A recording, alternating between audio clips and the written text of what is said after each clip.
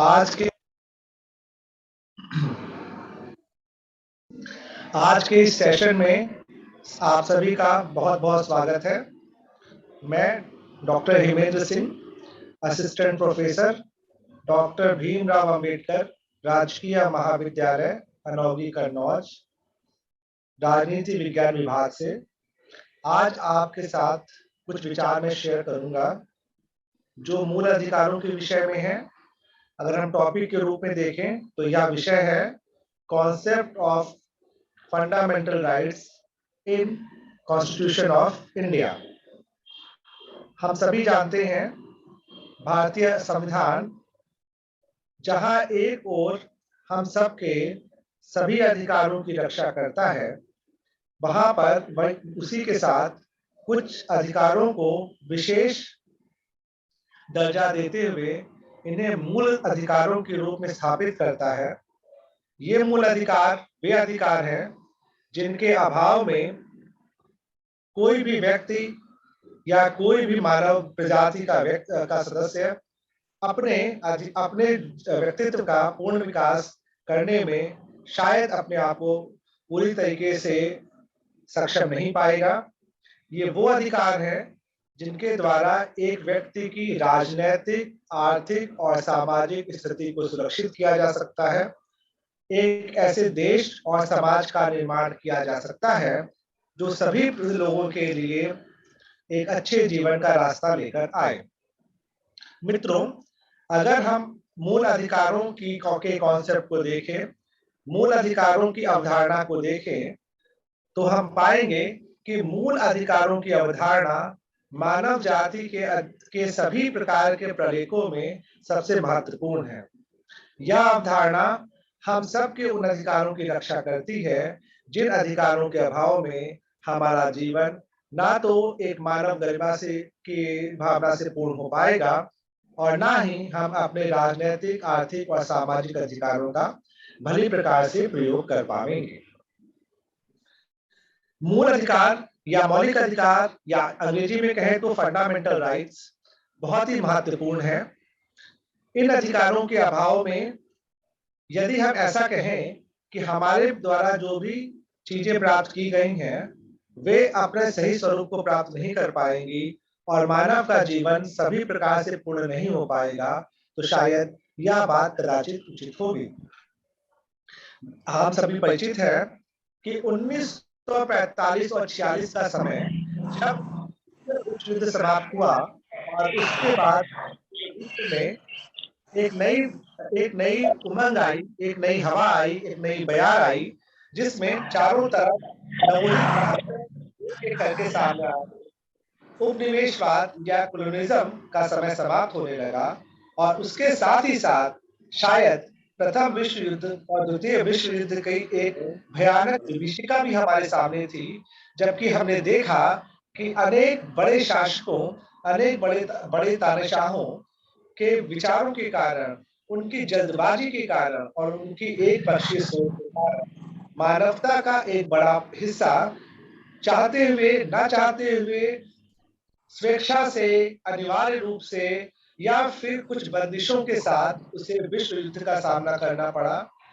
दोनों विश्व युद्ध मानव जीवन में, मानव इतिहास में ऐसी विभीषिका लेके आए जिसकी पूर्ति संभव नहीं थी। आज इतने वर्षों बाद भी विश्व युद्ध के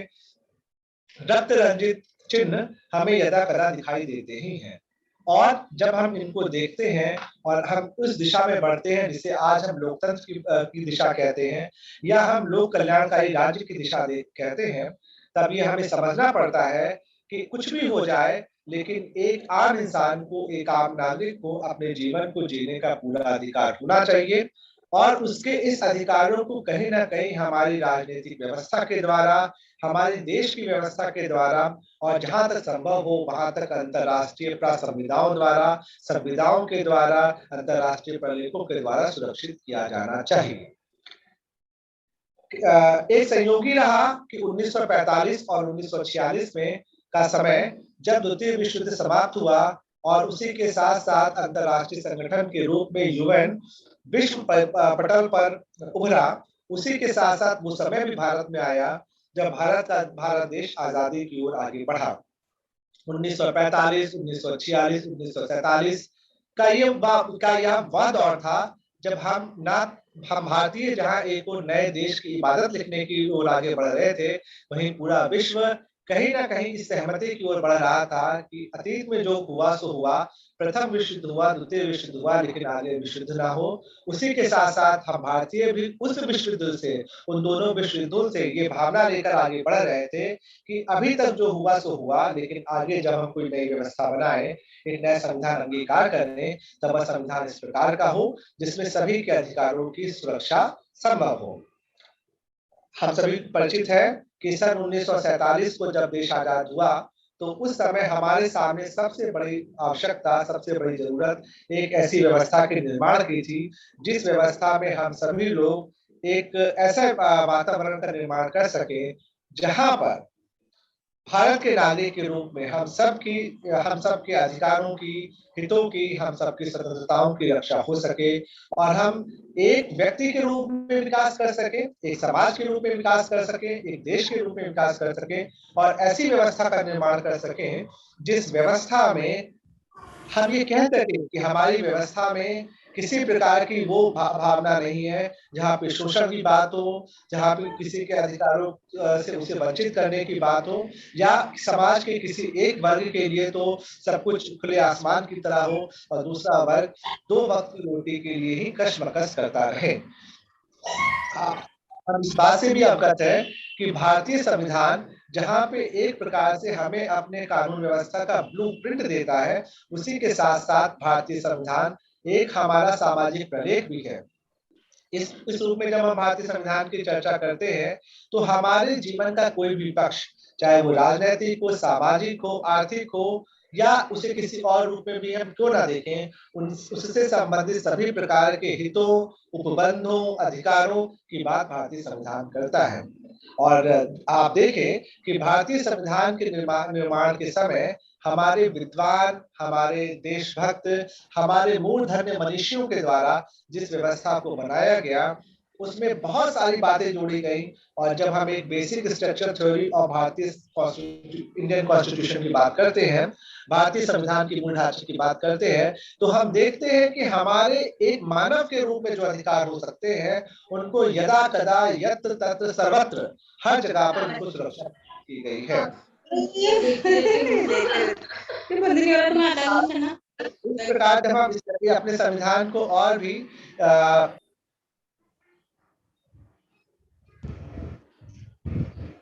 और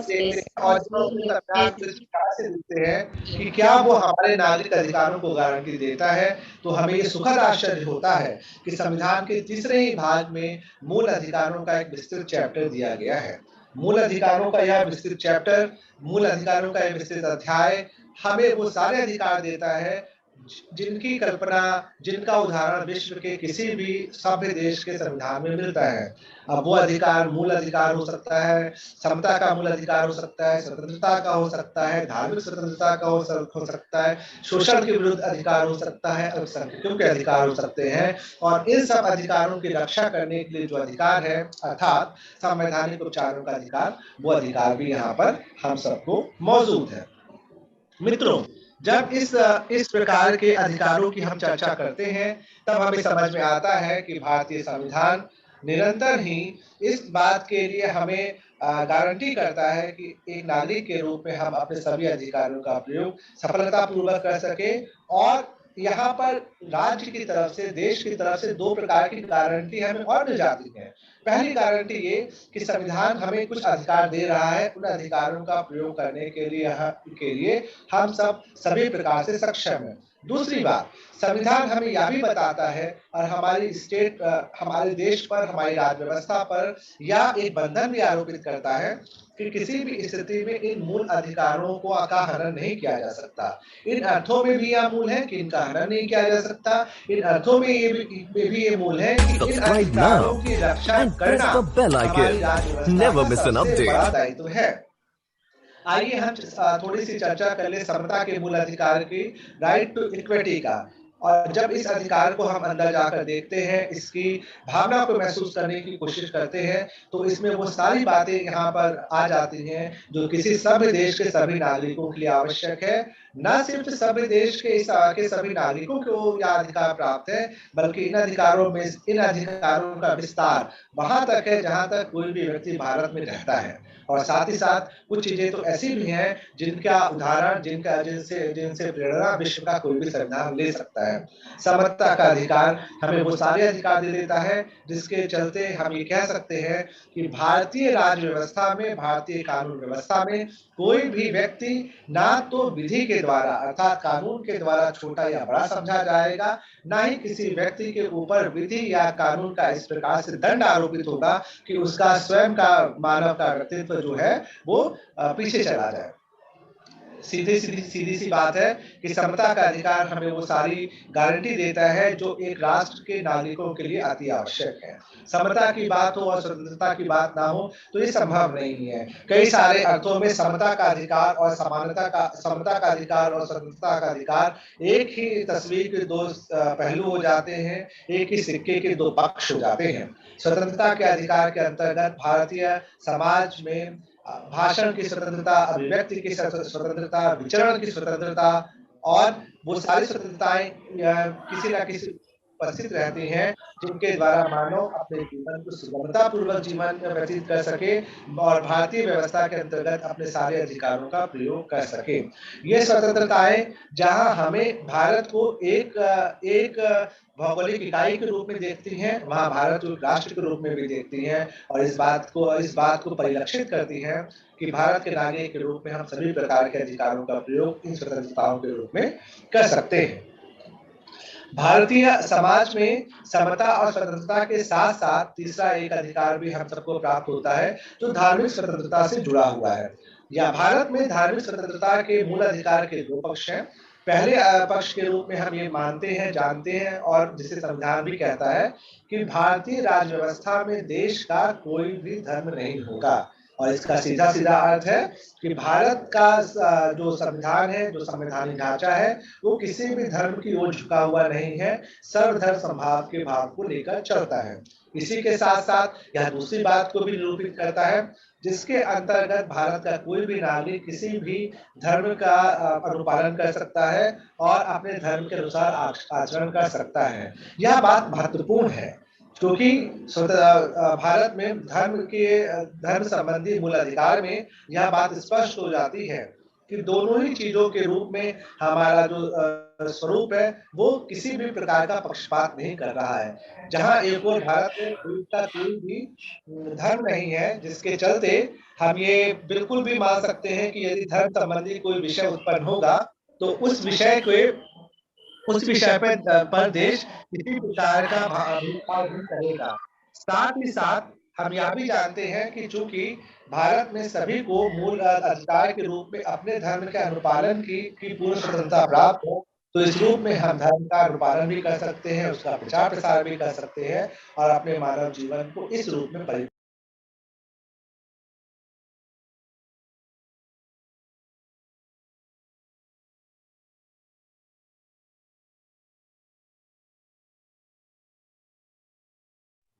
सर आपका माइक ऑफ हो गया है। हेलो सर, आपका माइक म्यूट है। हेलो जी अब आ रही है। मैं फिर से शुरू करता हूँ। अब जब हम यहाँ तक पहुँचते हैं तो हम तीसरे मूल अधिकार की चर्चा करते हैं और ये तीसरा मूल अधिकार हो जाता है शोषण के चौथा मूल अधिकार हो जाता है शोषण के विरुद्ध अधिकार। इसके दो पक्ष हैं। पहला पक्ष है जिसके अंतर्गत मानव के दुर्व्यापार और बलात् श्रम को रोका गया है। इसका सीधा सीधा अर्थ हम सब समझ सकते हैं कि किसी भी मनुष्य का भारतीय कानून के क्षेत्र के अंतर्गत ना तो उसका व्यापार किया जा सकता है, अर्थात ह्यूमन ट्रैफिकिंग बिल्कुल भी कदापि भी किसी भी रूप में स्वीकार्य नहीं है। और दूसरा पक्ष है कि किसी भी व्यक्ति से बलपूर्वक श्रम नहीं लिया जा सकता। बलपूर्वक श्रम लिए जाने की तमाम घटनाएं हम अपने समाज में देखते रहे हैं, जहां पर किसी भी व्यक्ति ने जब वो एक पावरफुल पोजीशन में होता है तो किसी दूसरे व्यक्ति से इस प्रकार से श्रम लेता है कि जबकि उसके श्रम का कोई भी भुगतान उसको नहीं किया जा सकता। ह्यूमन ट्रैफिकिंग या मानव दुर्व्यापार की समस्या भारत से लेकर अंतर्राष्ट्रीय जगत में बहुत चिंताजनक रही है और जब भारत में मूल अधिकार के रूप में इस बात को चिन्हित कर दिया गया तो कितना है, तो यह बिल्कुल स्पष्ट हो गया कि मानव का या दुर्व्यापार या ह्यूमन ट्रैफिकिंग नहीं की जा सकती और इस रूप में मानवीय गरिमा को स्थापित किया गया। इसके आगे इसका जो अगला पक्ष है वो है बालकों को खतरनाक कारखानों में न लगाने की व्यवस्था का दिया जाना। अर्थात 14 साल से छोटे के जो लड़के हैं, लड़कियां हैं, बेटे हैं, बेटियां हैं, उनको किसी भी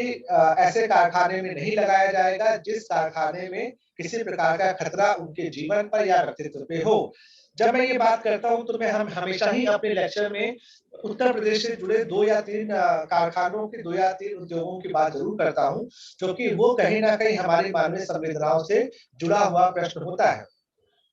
हम चाहे हम लोग यूपी में कहीं भी क्यों ना रहते हो, उत्तर प्रदेश के अगर हम लोग हैं तो 2-3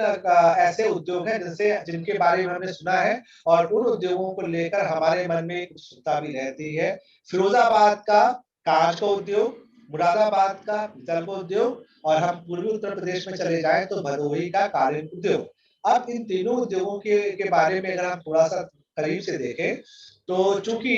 कांच उद्योग जो है वो बहुत ही ज्यादा तेज तापमान में काम करने वाला उद्योग है और अगर ऐसी स्थिति में बच्चों को वहां पे काम पे लगाया जाता है तो उनके कोमल शरीर में, उनके फेफड़े में जब वो गर्मी से भरी हुई हवा जाएगी, वायु जाएगी जहां पर केमिकल्स भी हैं तो उनके फेफड़े बिल्कुल ही प्रभावित होंगे, विपरीत रूप से प्रभावित होंगे और उनका जीवन आगे कष्टमय होगा। इसी प्रकार का आपका पीतल का उद्योग है, क्योंकि वहां पे भी केमिकल यूज हो रहे हैं और धातु को बहुत ही तेज गर्मी के साथ में धातु का प्रयोग किया जा रहा है, उसको गलाया जा रहा है तो उस वहां पे भी ये समस्या होती है। और तीसरा भदोही का जो कालीन उद्योग है उसके बारे में हम सब जानते हैं, अगर नहीं जानते हैं तो हमें उसके बारे में थोड़ा सा आकलन जरूर करना चाहिए। भदोही के कालीन उद्योग में जो सबसे बड़ी समस्या है वो ये है कि वो कालीन और दरी का काम होता है और कालीन और दरी के काम में बारीक कलाकारी का बहुत ही महत्वपूर्ण स्थान होता है, क्योंकि जो बारीक कलाकारी होती है उसी का मूल्य, उसी से उस वस्तु का मूल्य निर्धारित होता है। और ये बात अजीब सी है कि भदोही का ये परंपरागत उद्योग यहाँ पर बच्चों को लगाया जाता है क्योंकि उनके हाथ की उंगलियां कोमल होती हैं और उन कोमल हाथों से, उन उंगलियों से कलाकारी करना, काशीदाकारी करना, कढ़ाई करना आसान होता है। लेकिन इसका कितना बड़ा दुष्परिणाम वो बच्चे जीवन भर झेलते हैं, क्योंकि उन बच्चों के हाथ बाद में किसी भी प्रकार का कार्य करने के लिए, बहुत सारे काम करने के लिए सक्षम नहीं रहते। मुझे तो ऐसी भी जानकारी मिली है कुछ बच्चों के हाथ ऐसे बन जाते हैं कि बाद में वो कलम नहीं पकड़ सकते, पेंसिल नहीं पकड़ सकते। तो वो बच्चे जो जिनकी उम्र 12 साल है, 13 साल है, 14 साल है और वो बच्चे जब इस प्रकार की समस्या से ग्रस्त होंगे तो सोचिए उनका जीवन क्या होगा। आगे हम बढ़ेंगे तो हमें अल्पसंख्यकों से संबंधित मूल अधिकारों की चर्चा करनी पड़ती है। यहाँ पर हमारे संविधान में स्पष्ट उल्लेख है कि जो भी अल्पसंख्यक वर्ग के लोग हैं उनको अपनी धर्म से संबंधित शिक्षण संस्थाएं स्थापित करने का अधिकार है और शिक्षण संस्थाएं जब वो स्थापित होती हैं तो ऐसी शिक्षण संस्थाओं में वे लोग अपने धर्म से संबंधित मूल सिद्धांतों का प्रचार प्रसार भी कर सकते हैं और इस प्रकार अल्पसंख्यक वर्ग के हित सुरक्षित रहते हैं। इसके आगे चलेंगे तो हमें सबसे महत्वपूर्ण मौलिक अधिकार की चर्चा करनी पड़ेगी, जो संवैधानिक उपचारों का अधिकार है। संवैधानिक उपचारों के अधिकार में अगर हम आपसे ये कहना चाहें कि इसके अंतर्गत क्या अधिकार दिया गया है तो इसका सीधा सीधा जवाब नहीं दिया जा सकेगा, क्योंकि ये संवैधानिक उपचारों का अधिकार अभी तक बताए गए 5 अधिकारों की सुरक्षा की गारंटी लेता है। वे 5 अधिकार जो समता का है, जो स्वतंत्रता का है, जो शोषण के विरुद्ध अधिकार है, जो धार्मिक स्वतंत्रता का अधिकार है, इन अधिकारों की सुरक्षा की गारंटी लेता है। और संविधान के अनुच्छेद 32 में यह बात स्पष्ट कही गई है कि यदि किसी अन्य मूल अधिकारों का हनन होता है तो अपने इन अधिकारों को पुनर्स्थापित करने के लिए कोई व्यक्ति उच्च न्यायालय या उच्चतम न्यायालय की शरण ले सकता है। यह प्रश्न बहुत ही संवेदनशील है और आप देखिए या इस प्रश्न को कितनी गंभीरता के साथ भारतीय संविधान के निर्माताओं ने ने इस बात की संवेदनशीलता को समझा कि इन बातों से संबंधित यदि कोई प्रश्न खड़ा हो, यदि कोई व्यक्ति पीड़ित हो, तो वो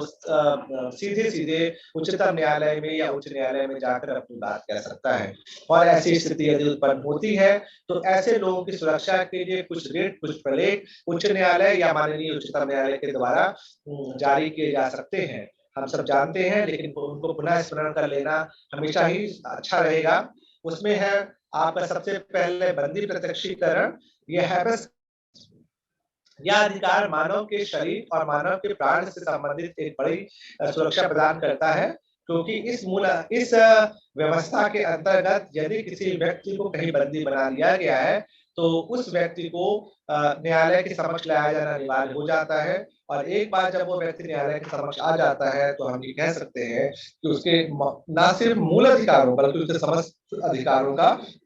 संरक्षण किया जा सकता है, उन्हें पुनः स्थापित किया जा सकता है। अगली रिट है परमादेश या मैंडमस की। इस रिट के अंतर्गत, इस व्यवस्था के अंतर्गत सर्वोच्च न्यायालय संबंधित पक्ष को वह आदेश देता है जिस आदेश के अंतर्गत उसे वह सभी कार्य करने होते हैं जो किसी व्यक्ति के मूल अधिकारों के हनन को रोकने के लिए आवश्यक। इस प्रकार का क्या प्रलेख, इस प्रकार का रिट भी अपने आप में बहुत महत्वपूर्ण है। फिर आगे चल के उत्प्रेषण और हैबस कॉर्पस की बात मैं आपसे कर चुका हूँ। और फिर सैरेटोरी की बात आ जाती है। और ये सारे के सारे जो हमारे रिट्स है, ये हमारे मूल अधिकारों को बचाती है। ये पूरा सिस्टम जो भारतीय संविधान में दिया गया है, इस सिस्टम से बहुत सी बातें स्पष्ट हो जाती हैं। आप इसको अगर इस रूप में भी देखना चाहें या कुछ नया इसका हम अध्ययन करना चाहें तो हम देखेंगे कि भारतीय संविधान में मूल अधिकारों को इतना महत्वपूर्ण समझा गया कि इसको भाग 3 में ही रख दिया गया, जबकि भारतीय संविधान में तमाम व्यवस्थाएं आगे के भागों में दी गई हैं। मूल अधिकारों को न्याय योग्य बना के या इनको जस्टिफिएबल बनाकर इस बात की भी व्यवस्था कर दी गई कि यदि किसी के मूल अधिकारों का हनन होता है तो वो न्यायालय की शरण में जा सकता है और न्यायालय इन मूल अधिकारों के हनन की समस्या को सबसे गंभीर समस्याओं में से, सबसे गंभीर केसों में से एक समझकर इनके ऊपर अपना कार्रवाई करेगा।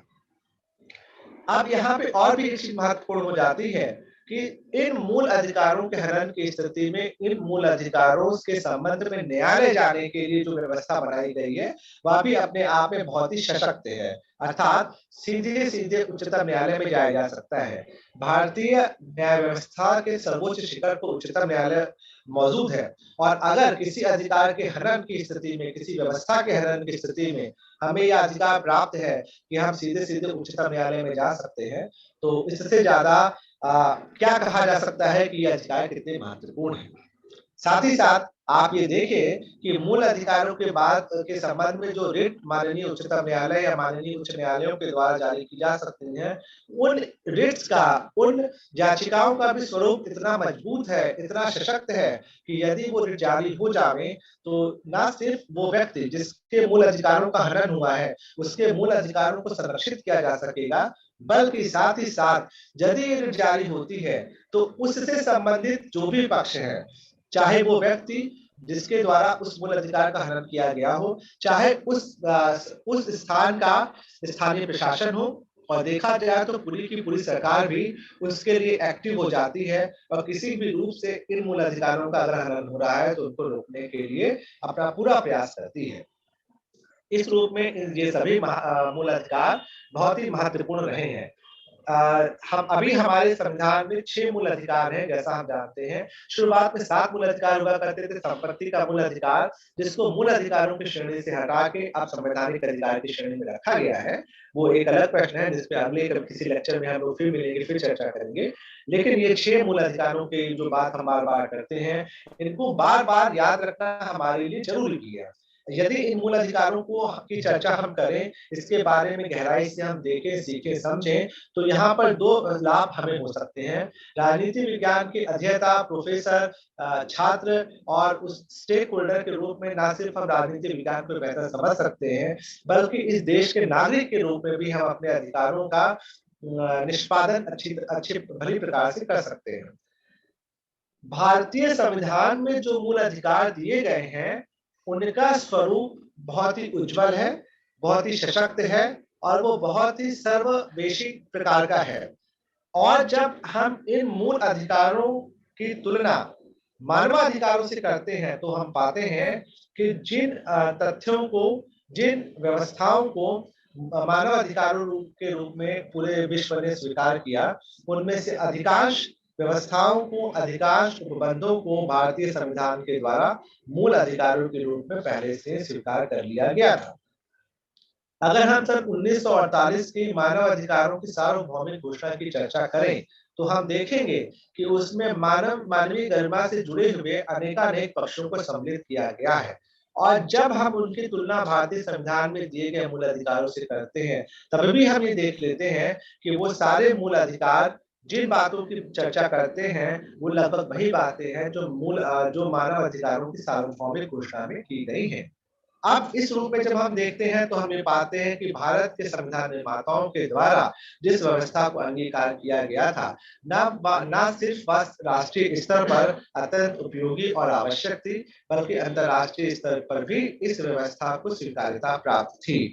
सन 1948 में मानवाधिकारों के अंतर्राष्ट्रीय घोषणा का समय आया और सन 1949 में भारतीय संविधान अंगीकार किया गया और 1950 में भारतीय संविधान स्वीकार किया गया। तो ये लगभग एक ही कालखंड की बातें हैं और एक ही कालखंड के होने की वजह से आप किसी भी रूप में कह सकते हैं। वैसे तो यही कहना पड़ेगा कि मानव अधिकारों की सार्वभौम घोषणा के कुछ अंशों को भारतीय संविधान में सम्मिलित किया गया है मूल अधिकारों के रूप में और अन्य उपबंधों के रूप में, लेकिन भारतीय होने के इस अपने हम गौरव को स्वीकार करते हुए ये भी कह सकते हैं कि हो सकता है कि भारतीय संविधान के तमाम ऐसे उपबंध जिन पे चर्चा चल रही थी वो भी मानवाधिकारों के अंतर्राष्ट्रीय घोषणाओं में शामिल किए गए। जब इस रूप में हम इनकी चर्चा करते हैं तो भारतीय संविधान के मूल अधिकारों की यह व्यवस्था हमें अंतर्राष्ट्रीय व्यवस्था और अंतर्राष्ट्रीय संबंधों से भी जोड़ के जुड़ती हुई दिखती है। और जब हम अंतर्राष्ट्रीय स्तर पे किसी भी बात की चर्चा करते हैं तो हमें यूएन की चर्चा करनी ही पड़ती है, अंतर्राष्ट्रीय संगठन की चर्चा करनी पड़ती है। और जब अंतर्राष्ट्रीय संगठन के द्वारा मानवाधिकारों की सार्वभौम घोषणा की बात होती है और हम ये पा रहे हैं कि और हम जब इसको देखते हैं तो हम इसमें पाते हैं कि मूल अधिकार जो हमारे हैं वो मूल अधिकार अंतर्राष्ट्रीय प्रासंविधाओं से जो मानव अधिकारों से जुड़ी हैं उनके साथ साथ चलते हैं। इतनी महत्वपूर्ण व्यवस्था भारतीय संविधान में दी गई है और जब इतनी महत्वपूर्ण व्यवस्था भारतीय संविधान में दी गई है तो हम गौरवान्वित होते हैं कि भारतीय संविधान एक ऐसे प्रलेख के रूप में सामने आया है जिस प्रलेख में समस्त व्यवस्थाएं मानव जीवन के लिए दी गई है। थोड़ा सा इसका हमें दार्शनिक पक्ष का तो भी समझ लेना चाहिए। क्या आवश्यकता थी कि इन मूल अधिकारों को भारतीय संविधान में सम्मिलित किया गया? अगर ये बात हम आपके सामने रखें या आप मेरे सामने रखें और हम समझने की कोशिश करें कि मूल अधिकारों को सबसे ज्यादा संकट किससे है, ये बड़ा प्रश्न है कि मूल अधिकारों का हनन आखिर करता कौन है या मूल अधिकारों का हनन कहां से हो सकता है। तो शायद इस बात को हम यहाँ से शुरू कर सकते हैं कि ना सिर्फ मूल अधिकार या किसी भी अधिकार का हमारा हनन उस व्यक्ति के द्वारा होता है जो सशक्त है, जो मजबूत है और जो अधिकार संपन्न है। हम अपने आसपास देखें और कई बार हम कहते हैं कि भाई बड़ा आदमी है तो वो इस प्रकार की समस्याएं कर सकता है। और जब हम राज्य व्यवस्था की बात करें तो जो सबसे अधिकार संपन्न संगठन है, यूनिट है, इकाई है, एक संघ है, तो शायद वो किसी भी रूप में हमारी राजनीतिक व्यवस्था होती है, हमारी राज्य व्यवस्था होती है। तो हमारे मूल अधिकारों को जो संरक्षित करने के प्रयास हुए वो प्रयास हुए स्टेट अगेंस्ट द स्टेट, अर्थात राज्य के विरुद्ध भी हमें उन अधिकारों को गारंटी दी गई है। कोई भी परिस्थिति क्यों न उत्पन्न हो, हमारे मूल अधिकारों का हनन इस प्रकार से नहीं किया जा सकता कि मानव जीवन पर या मानव के शरीर पर किसी प्रकार का खतरा उत्पन्न। इन मूल अधिकारों को इस प्रकार से सुसज्जित किया गया है कि कोई भी अधिकार हाँ, ये बात भी हम कह सकते हैं कि यदि इमरजेंसी की स्थिति हो, आपातकाल की स्थिति हो, तो कुछ अधिकारों को कुछ समय के लिए निलंबित किया जा सकता है। लेकिन मानव जीवन का अधिकार और मानव के दैहिक अधिकार जो है, उनको निलंबित नहीं किया जा सकता। तब हम जो व्यवस्था को स्वीकार कर रहे हैं, वो व्यवस्था मानव केंद्रित हो जाती है, मनुष्य केंद्रित हो जाती है और जब ऐसी व्यवस्था का निर्माण होता है, तो यह व्यवस्था किसी भी व्यवस्था से ऊपर चली जाती है और इस व्यवस्था में मानव के अधिकारों का सबसे अधिक संरक्षण संभव होता है। भारतीय संविधान ने ना सिर्फ हमें मौलिक अधिकारों को हमें प्रदान किया, बल्कि जब हम आगे नीति निर्देशक तत्वों की चर्चा करते हैं, directive principle of state policy की बात करते हैं, कुछ लोग यहाँ पे आलोचना में कहते हैं कि क्या मूल अधिकार और DPSP directive principle of state policy में किसी किस्म का विरोधाभास है, तो शायद इसका एक दूसरा पक्ष ये भी होता है या हम ये भी कह सकते हैं कि जो कुछ भी नीति निर्देशक तत्वों में कहा गया है, वो एक प्रकार से मूल अधिकारों का एक्सटेंशन ही है, उनका विस्तार ही है। किस प्रकार से? मूल अधिकार हमें तमाम प्रकार की गारंटी दे रहा है, हमारे जीवन के लिए और हमारे व्यक्तित्व विकास के लिए, हमारे शरीर के लिए और उन व्यवस्थाओं को या उन अधिकारों को प्राप्त करने के लिए जो उचित व्यवस्थाएं हैं, उन व्यवस्थाओं के लिए नीति निर्देशक तत्व कार्य करते हैं। अगर हम इस बात की चर्चा करें या हम ये कहें कि कारखानों में खतरनाक कारखानों में बच्चों को नहीं लगाया जा सकता, तो इसका एक पक्ष ये भी है कि उन बच्चों के सर्वांगीण विकास के लिए भी कुछ कार्य किए जाने चाहिए और वो कौन से कार्य होंगे, उनकी व्यवस्था नीति निर्देशक तत्व करता है। जहां हम एक और मूल अधिकारों में इस बात की चर्चा करते हैं कि मूल अधिकार के रूप में हमें यह समानता हासिल है कि जाति, धर्म, मूल, वंश, रंग, भेद या किसी भी ऐसे विभेद के आधार पर लोगों में विभेद नहीं किया जा सकता है। तो यहाँ पर दूसरे रूप में नीति निर्देशक तत्व इस बात की व्यवस्था करते हैं कि इस किसी भी आधार पर किसी भी व्यक्ति के साथ किसी प्रकार का कोई विभेद सामने ना आए, कोई किसी किस्म के अत्याचार की स्थिति ना बने। तो इस प्रकार से नीति निर्देशक तत्व और मौलिक अधिकार कई बहुत से स्थानों पे एक दूसरे के पूरक के रूप में कार्य करते हैं। या इतनी चर्चा हो गई हो और हम जब ये कहें कि हम बार-बार मूल अधिकारों की बात कर रहे हैं, तो सिक्के के एक पक्ष की तो चर्चा हो गई, दूसरे पक्ष की भी चर्चा हमें ज़रूर करनी चाहिए। और जैसे बोलते हैं कि भाई हेड है तो टेल भी होगा, तो जहाँ अधिकार है वहाँ पे कर्तव्य भी होंगे। तो भारतीय संविधान में जहाँ मूल अधिकारों की व्यवस्था की गई है, उसके साथ मौलिक कर्तव्यों की भी चर्चा की गई है और मौलिक कर्तव्यों के अंतर्गत वो सारी बातें सम्मिलित की गई हैं, जिनके 2 आधार हो सकते हैं। पहला आधार है मानवीय जीवन और मानवीय गरिमा को सुरक्षित रखना और दूसरा आधार है भारत देश की राष्ट्र की एकता और अखंडता को बनाए रखना। और ये एकता अखंडता जब हम 1947 के बाद एक नए रूप में स्वतंत्र रूप में देखते हैं, तो उन सारे प्रतिमानों को, उन सारी यादों को संजोए रखना जो इस आज़ादी के हमारे पूरे दौर में हमारे साथ रही। भारत का प्रथम स्वतंत्रता संग्राम हुआ, उसके बाद का पूरा एक लंबा समय रहा। देश के अमर सपूतों ने अपना सब कुछ उसमें न्यौछावर कर दिया। तो ऐसी स्थिति में उन सारी चीज़ों का विस्मरण करें, श्रद्धा भाव रखें, ये सब चीज़ें मौलिक कर्तव्य हमें दिखाते हैं। इस प्रकार से जब हम इन बातों की चर्चा करते हैं, तो मूल अधिकार, मौलिक कर्तव्य और भारतीय संविधान में दिए गए नीति निर्देशक तत्व, ये पूरा एक ऐसा सिस्टम बना के हमारे सामने रखते हैं, जहाँ पर वर्तमान में मानव जीवन के लिए सारे अधिकारों को सुरक्षित कर दिया गया। मानव कर्तव्य के रूप में उन दशाओं को सामने रख दिया गया, जिनके द्वारा इन अधिकारों के प्रयोग के संबंध में व्यवस्थाएं बनी रहें और आगे चल के नीति निर्देशक तत्वों के रूप में उन बातों को भी सामने रख दिया गया, जिनके द्वारा आगे ऐसी और भी अच्छी व्यवस्था बना सके हम, जिस व्यवस्था के तहत ये सारे अधिकार हम सबको अधिक से अधिक रूप में प्राप्त हो सके। मानव अधिकारों की सार्वभौम घोषणा और मौलिक अधिकारों में जो एक प्रकार की साम्यता है, वह साम्यता हमें यह स्पष्ट करा देती है कि भारतीय संविधान के निर्माता न सिर्फ राष्ट्रीय स्तर पर चीजों को अच्छा बनाए जाने के पक्ष में थे, बल्कि अंतर्राष्ट्रीय स्तर पर हो रही घटनाओं के प्रति भी सचेत थे और भविष्य में क्या होने वाला है, उस समय भर उनको इस बात का आभास था कि भविष्य में आगे क्या होगा। इस प्रकार से भारतीय संविधान में मौलिक अधिकारों की अवधारणा एक बहुत ही सुंदर चित्रण हमें प्रस्तुत करती है। इस चित्र में जहां हम एक राजनीतिक व्यवस्था की बात करते हैं, उसी के साथ साथ हम सामाजिक व्यवस्था की बात करते हैं और एक विधिक व्यवस्था को भी हम सामने लेके आते हैं जो सभी प्रकार से मानव के अधिकारों को सुरक्षित रखने का कार्य कर रही है। Subscribe now and press the bell icon. Never miss an update.